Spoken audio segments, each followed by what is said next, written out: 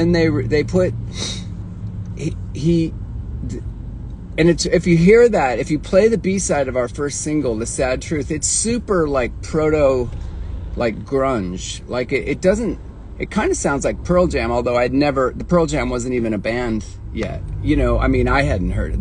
They were still when that guy Andrew Wood passed away.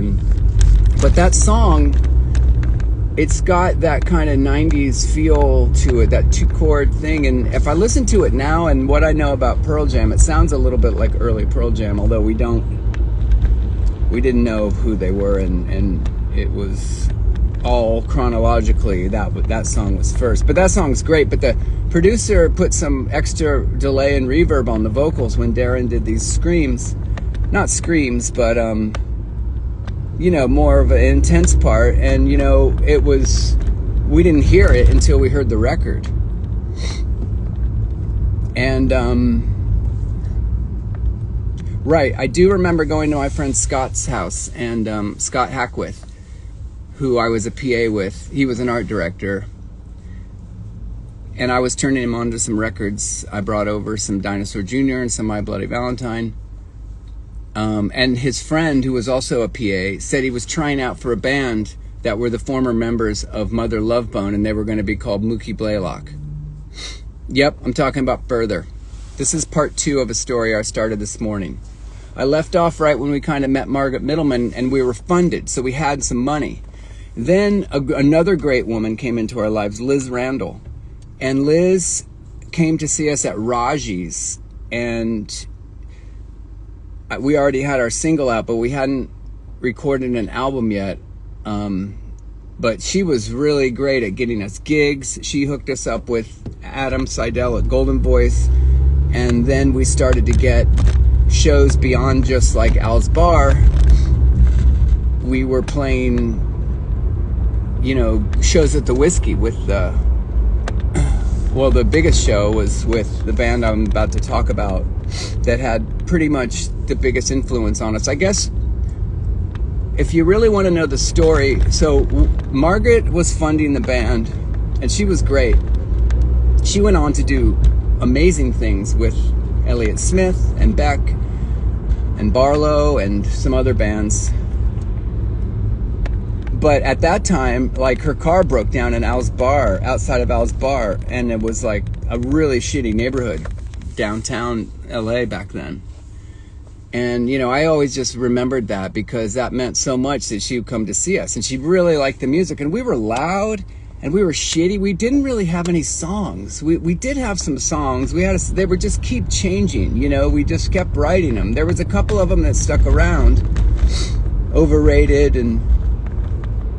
but there was a couple of them that just came and went. So we heard Bandwagon-esque, and it was like, okay, Don Fleming. We already knew the band Gumball. I think the first show that I ever went to Jabberjaw was to go see Gumball. And I think we had that Velvet Monkeys Sub Pop 7-inch, and definitely had Special Kiss by Gumball, which was it was great, still a great album, 70s rock album, indie rock album. So Darren had talked to him on the phone, worked out a price and worked out a studio for us to record with Don. And then we went to Florida on a vacation to visit our dad, who's passed away now, and our mom, Nancy, who just had a birthday. Happy birthday, Nancy. And throughout our whole musical career, whatever, fucking being in a band, our parents supported us without fail. Yeah, they saw us get some success, and we never were struggling. I mean, we did struggle a lot, but they, no matter what, they always supported us. Maybe not financially, but they gave us that support to let us know that we could, you know, keep moving on and doing it. And so we were there, and I had gone to a record store. My big thing was to buy cassettes back then, which was, as a vinyl kind of collector now, kind of stupid to buy cassettes, but I bought Sebadoh 3. And I listened to, I still was calling it Sebadoh. I didn't even realize there wasn't even an A on the end. So But that cassette never left my Walkman, and anytime I could play it, I had it in the car. And like Darren had Jay, Dinosaur, I really, really, really loved the Sebadoh, Eric, Jason, and Lou. And then I found out that Lou Barlow was the bassist for Dinosaur Jr., and the Freed Pig was kind of anyway, they had a feud going, and there was some bitterness there. So we had that bitterness from being, dropped by Geffen and kind of getting, we didn't really get screwed over, but for that situation being fucked, we had some bitterness. So Sebadoh really struck a chord with me, and a lot of other people.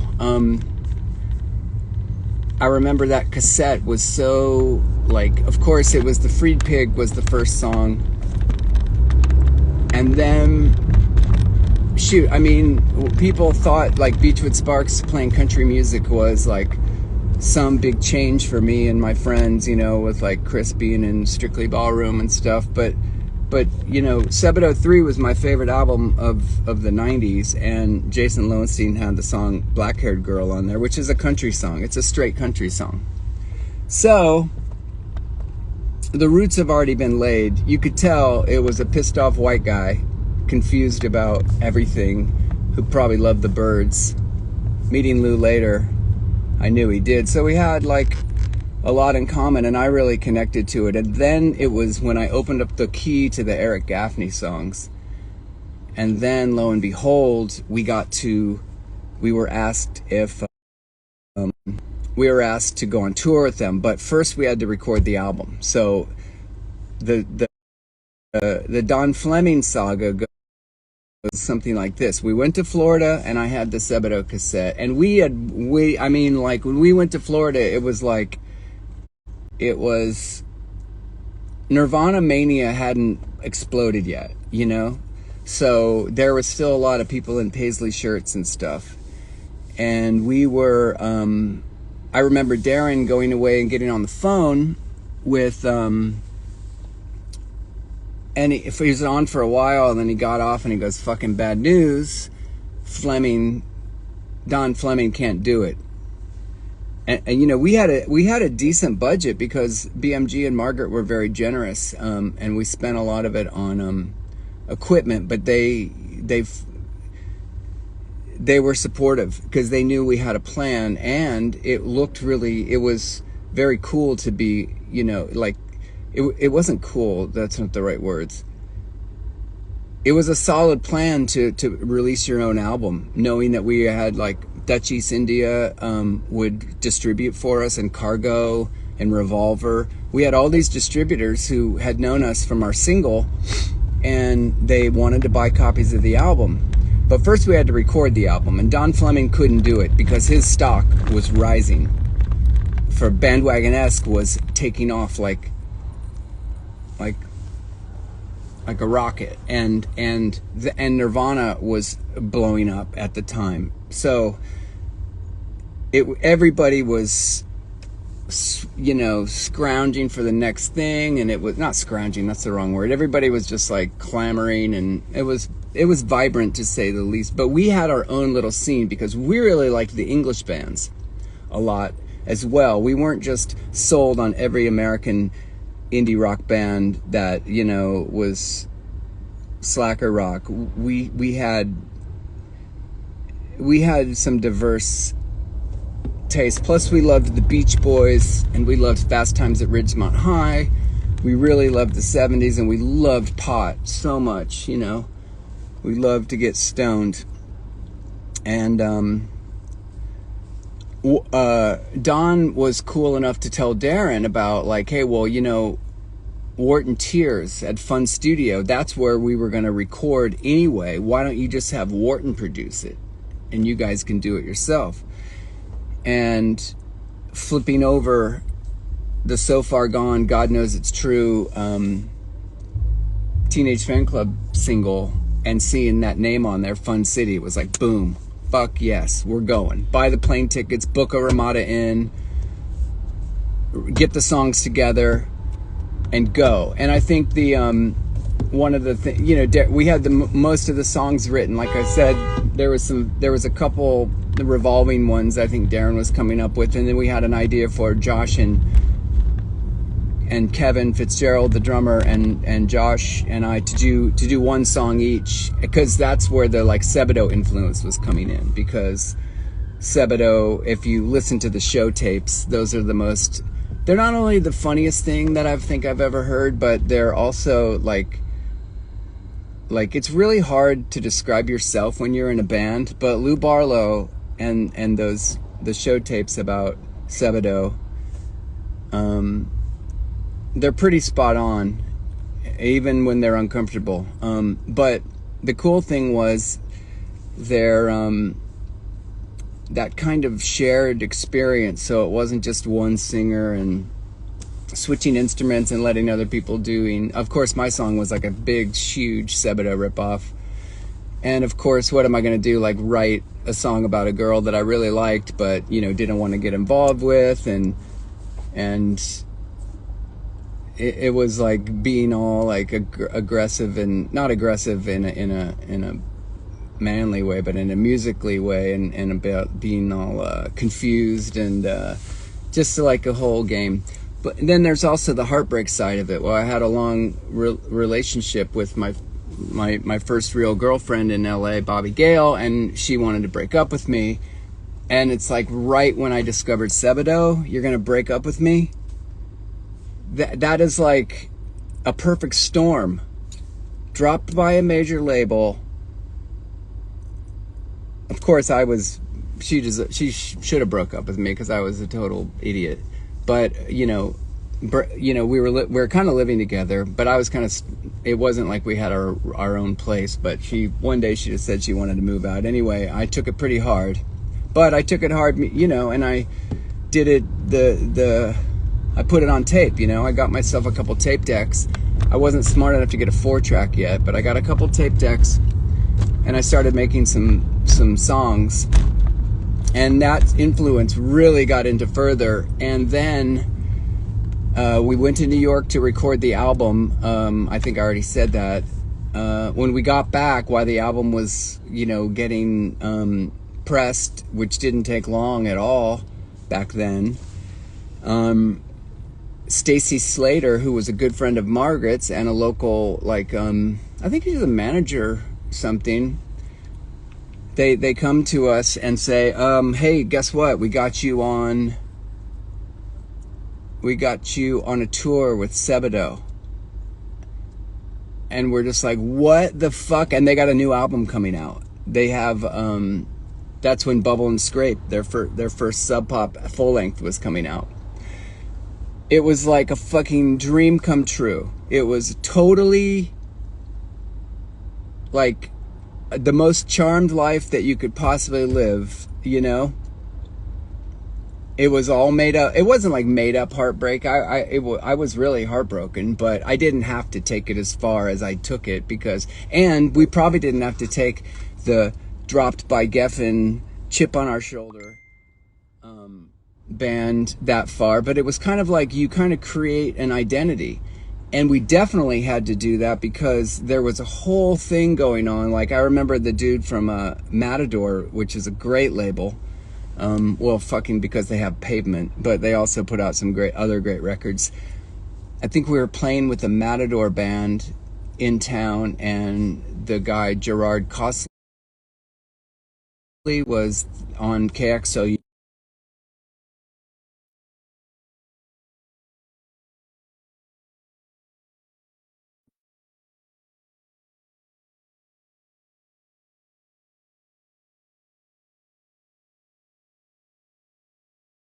It's like a scene war.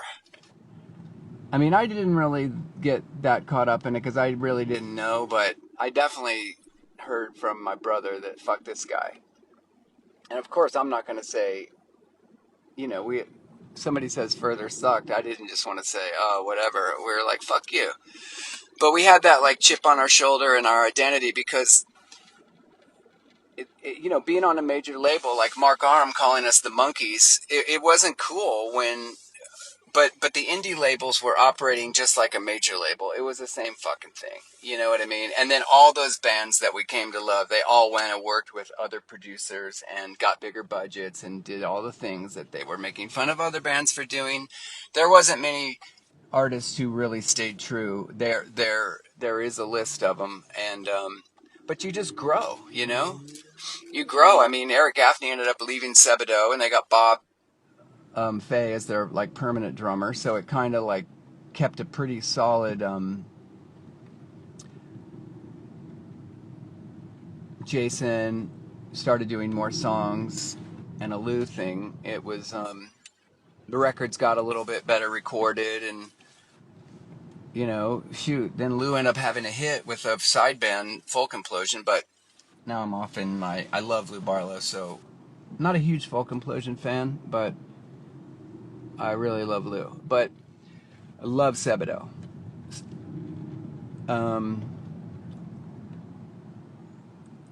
Well, I was just, I just like so influenced by them. I just loved everything they did, and you know, like I didn't really want to look like them. I wanted to look like ourselves, but definitely wanted to sound like them.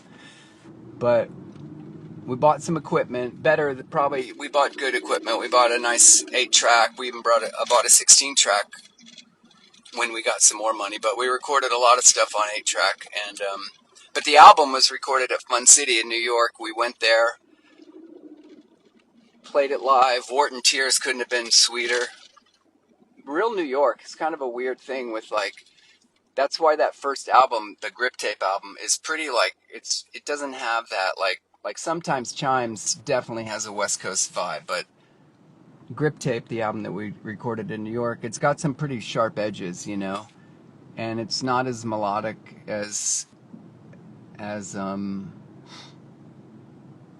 not as melodic as I would like, but it's also like I think it had to contain a lot of our lives and a lot of the anger that we and resentment. And I mean, shoot, there was a song, "The Death of an A&R Man." The death of an A&R man. It's basically like it's all like it's kind of like the freed pig, you know what I mean? It's not, or like if you listen to Sebadoh 3 and you hear that song, "As the world dies, the eyes of God grow bigger." That song is probably the scariest song ever recorded. It's a Gaffney tune. It's pretty, that ending in headphones will definitely give you chills. The New York experience was fun. Josh got to play out of Jay's amp, the amp that Jay recorded "You're Living All Over Me" with. And Wharton asked Lee Ronaldo if he would come down, Lee from Sonic Youth, and asked him if he would, stop in and say hi. And then we were so into this song that Wharton had. I mean, not Wharton. I'm sorry. This song that Lee Ronaldo had on the Sonic Youth,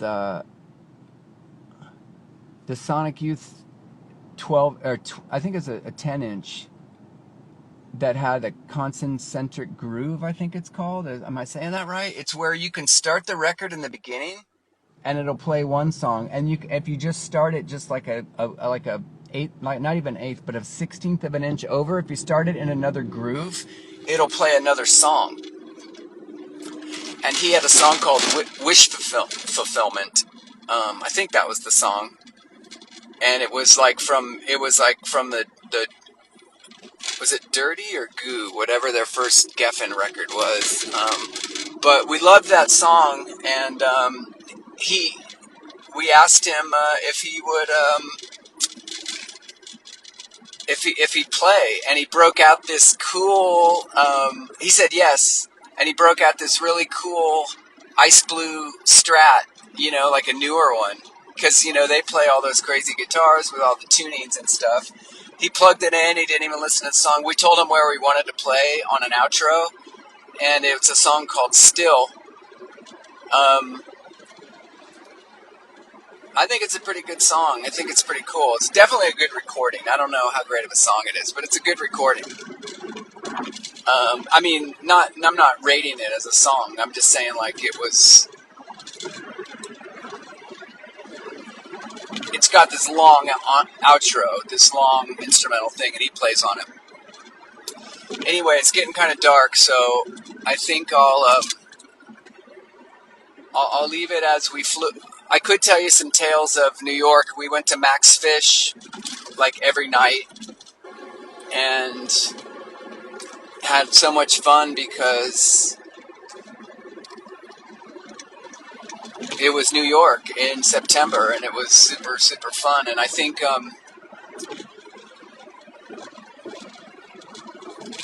it was cool. I think it influenced some of the lyrics. We had a song called, I think it was called Metal Flake, and when we recorded it, it ended up being a song called Gimme Indie Fox, and that was like inspired by what I can remember, inspired by our time hanging out at Max Fish with some people and some other bands and stuff. And like, speaking of that, so of course that's a pun or a takeoff of Gimme Indie Rock, which is like, that's like the greatest song ever written. The lyrics, like, breaking down the barriers like Sonic Youth. They got what they wanted. Maybe I can get what I want too. Come on, indie rock. The fucking lyrics to that song are incredible. Like, Lou is a total genius. That's like a Kids in the Hall sketch, or a modern equivalent of somebody writing for Saturday Night Live. Just the way that he, like, or some sketch comedy, whatever is big, I can't remember. Like Mr. Show or something. It's just like just a perfect hit, a perfect way to describe the electric white boy blues, or girl. That's another thing. It's like there's a lot of bands, they didn't have just girl bass players. There was a lot of bands that were that we liked that had either were all girls. Tiger Trap, fucking phenomenal. So many others. The Olympia scene got big, but we got back. It was still pretty rock, Dinosaur Jr. was still the thing. I think I don't even know how the NME, probably Liz, not really sure, but maybe Margaret. We didn't have any publicists. We sure didn't have a record label. yeah. So one day, we always read the NME, even back in the Echo and the Bunnymen days. You know what I mean? Like, we always wanted to know what the fuck Julian Cope was doing, and Orange Juice, Edwin Collins. We always read the NME so we could see what the punk rock bands were doing. Even before that, it was it was just a ritual. Well, I think we read Sounds too, but the NME was big. So one day, I kind of stopped reading the NME during the kind of indie, like, Wonder Stuff, Ned's Atomic Dustbin days. I didn't really, Carter, the Unstoppable Sex Machine. I just kind of like got tired of these English indie bands. But here is a new issue, and there's a fucking review of our album Grip Tape. 9 out of 10. And it's just a glowing review, like, fuck you, these guys are great, this is a great record. You can have all your Mudhoneys and I know I forget what other band it kind of said whatever to, but it meant a lot to us to get that review, and then see our name they had a little writers chart, and we were always on that. They were listening to it, what's on the turntable, for weeks. Lou Barlow they had the record coming out, Bubble and Scrape, and they were getting a lot of press, and Jay and him were still feuding, and they said, if you could talk to Jay, if you were speaking, what would you say to him? And this was the last question of the interview, and he said, Have you ever heard Further? And somebody showed me that, and I was like, you know those moments? It's kind of like I was describing that Mark Arm thing when he called us the monkeys. It's kind of a burn, but a compliment at the same time. Like, when I read that, I sank inside. I could feel my insides, like, sinking. And at the same time, I was elated. It was like I didn't know whether to cry or to laugh. It was perfect. You know what I mean? But the thing was, it was the truth, and we didn't care. It's not like we were going to fool anybody into thinking that we invented this sound and we were going to like sell it to the masses, because Dinosaur Jr. was already selling it to the masses. You know, the Green Mind was out on Warner Brothers. You know, it was fucking huge. He was on David Letterman. They were already established, so it was kind of cool to let all the other influences come in, and everything from Riot Girl to I mean lo-fi, I guess. I don't know. It was kind of cool to kind of like see where it was going to head, and especially when we went out on tour with Sebadoh and started hanging out with them. That's probably where I should leave it, so I can gather my memories of that. And that tour has a lot of great stories and a lot of great shows. Um,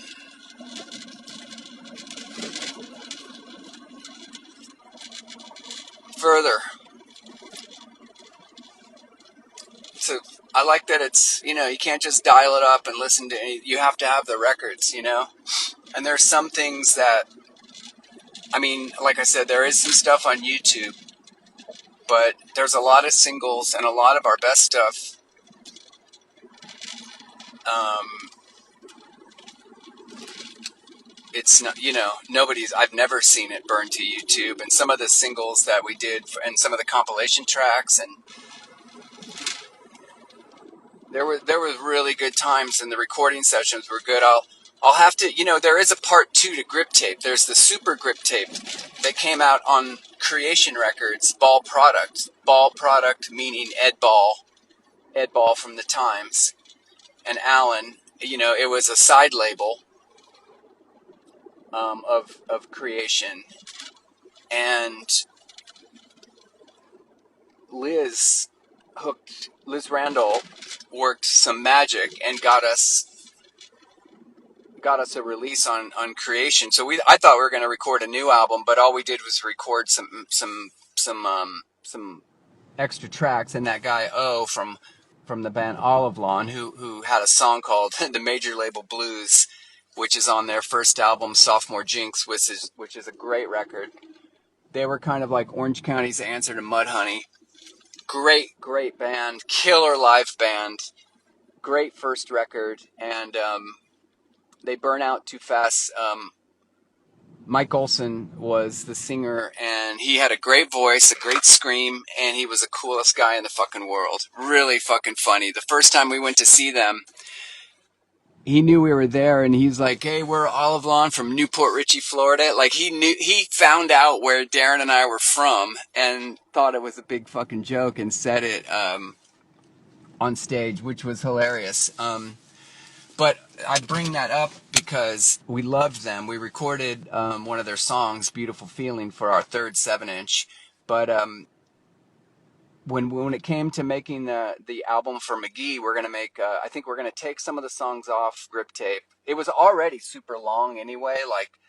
Like that was one of the things the NME review said. It's like 70 something minutes crammed onto vinyl. It was like really like super muffly. Oh, Bandcamp is there? It's not supposed to be on Bandcamp. I'm gonna have to take that off.